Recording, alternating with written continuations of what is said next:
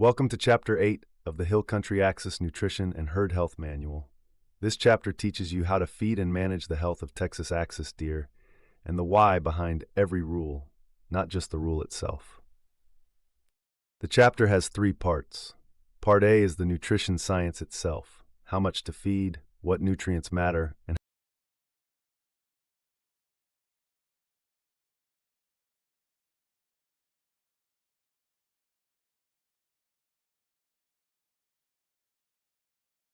here's the foundational idea. Axis deer nutrition isn't one size fits all. A doe nursing a fawn has very different needs than a buck growing velvet antlers. That's why almost everything in this chapter is broken out by life stage and production group, so you're feeding the right animal the right way at the right time. Let's start with the basics, how much an animal eats and how much protein it needs.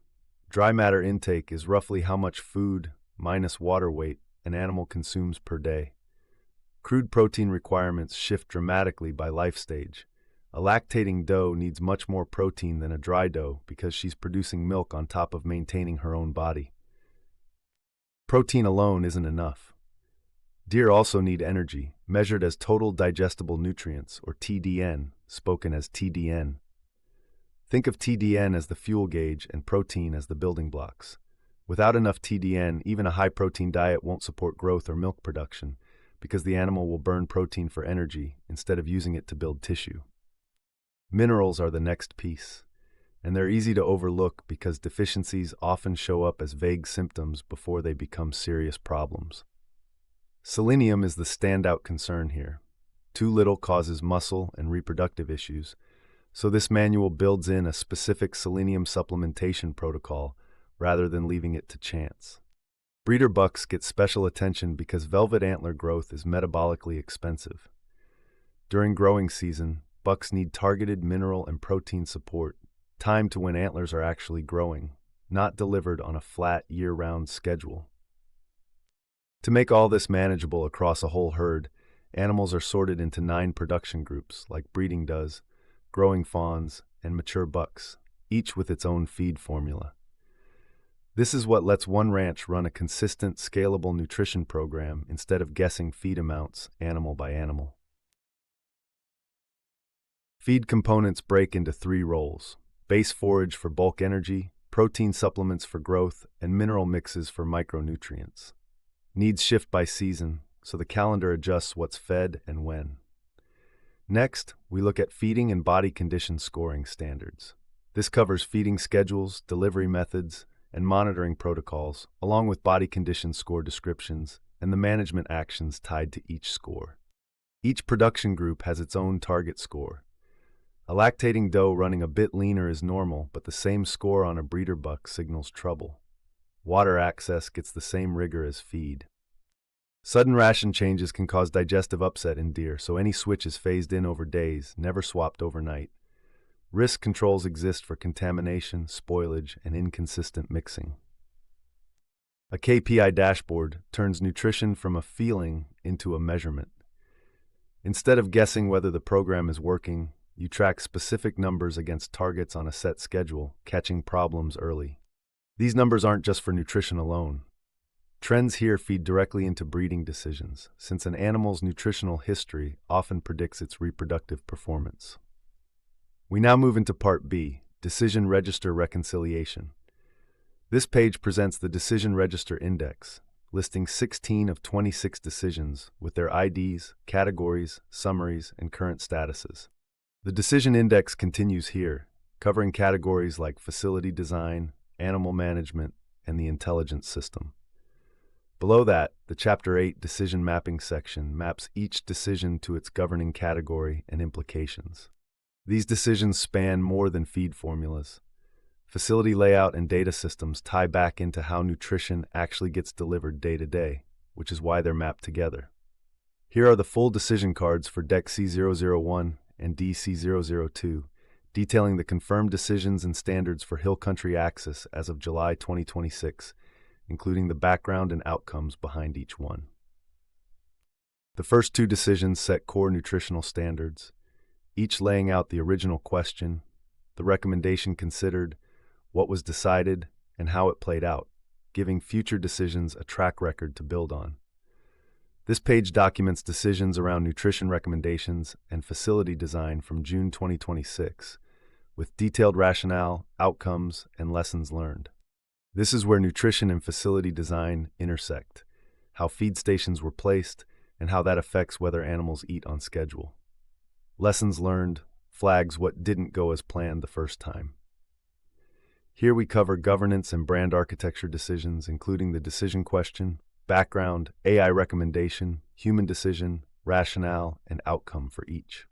These decisions are less about feed and more about how the operation is structured, which still matters because consistent governance keeps nutrition protocols enforced across the whole team. This page addresses naming and branding decisions for Hill Country Axis, again structured around the question, background, recommendation, decision, rationale, and outcome format. Naming and branding might seem disconnected from nutrition science, but it shaped how this manual and operation communicate their standards externally. More governance decision records follow here, covering decision questions, background information, AI recommendations, human decisions, and expected outcomes. A few more governance calls follow the same pattern: question, background, recommendation, decision, and expected outcome, keeping the reasoning transparent over time. This page presents decision records DXC010 and DEC0111, both centered on the master reference system, detailing the questions, background, recommendations, and outcomes tied to each. These two decisions focus on the master reference system itself, essentially deciding how all this decision tracking infrastructure should be built and maintained going forward. Here we cover decisions related to the intelligence system as well as genetics and selection, each organized in tables with decision questions, rationale, and outcomes. Genetics and selection decisions matter for nutrition too, since breeding stock choices directly affect what nutritional needs the herd will have in future generations. This page summarizes decision-making frameworks for genetics and selection criteria in the breeding program, focused specifically on Hill Country Axis animals and foundation identification. Here's the framework for identifying foundation breeding animals, essentially the criteria for which deer become the genetic base of the herd going forward. Two more decision records appear here, covering genetics and selection, as well as organizational design topics for the operation. Two more decisions round this out, connecting genetics choices with how the operation itself is organized to support them. This page presents decision matrices for breeding practices, property use, and animal management strategies, scheduled for June 2026. These matrices tie breeding practices to how the property is used, since pasture rotation and breeding pens both directly affect nutritional planning. Here we look at decisions specific to the foundation pasture and bottle raising protocols, covering AI recommendations, human decisions, rationale, and lessons learned. Bottle raising fawns takes a completely different nutritional approach than feeding mature animals, which is why it gets its own dedicated protocol. This page documents governance and knowledge management decisions for Hill Country Axis from June 2026. This covers how institutional knowledge gets preserved and passed down, so nutritional expertise doesn't get lost as staff or seasons change.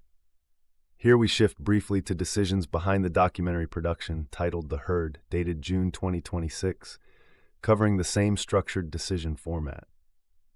A brief detour into decisions behind a documentary project, included because it captures institutional knowledge beyond just written protocols. This page covers multi-year media series planning and project status updates for the AI-assisted media and animal record systems. This covers longer-term planning for record keeping, how animal data gets tracked and preserved over multiple years, not just season to season. Here we look at two more decision records focused on operational and facility design considerations within the breeding operation. Two final operational decisions here, both about how facility design supports day-to-day breeding operations. A brief visual pause here before we move into the final part of the manual. Now let's zoom out and see how this chapter fits into the bigger picture of the operation. Now we begin Part C, the HCAOS architecture map. This page provides an overview of the 8-volume architecture framework behind the Hill Country Axis Master Reference. The whole operations knowledge is organized into 8 volumes, and this nutrition manual is just one piece. Knowing that structure helps you find answers when a question falls outside this chapter. This page details each volume's title, primary content domain, reference chapters, and development status, along with a chapter-to-volume mapping for the full manual series. Each volume covers a different domain, like genetics, facilities, or governance, and this map shows exactly which chapter lives where, making cross-referencing other topics straightforward. Here we look specifically at where Chapter 8 sits within the HCAOS architecture and how it depends on and connects to the other volumes. Nutrition doesn't operate in isolation. This chapter depends on inputs from genetics and facility design and feeds its own data back into breeding and health chapters elsewhere in the system. And that brings us to the close of the Hill Country Axis Chapter 8 Nutrition Manual, version 2, July 2026, your complete reference for nutrition and herd health for Texas Axis deer. Thank you for following along.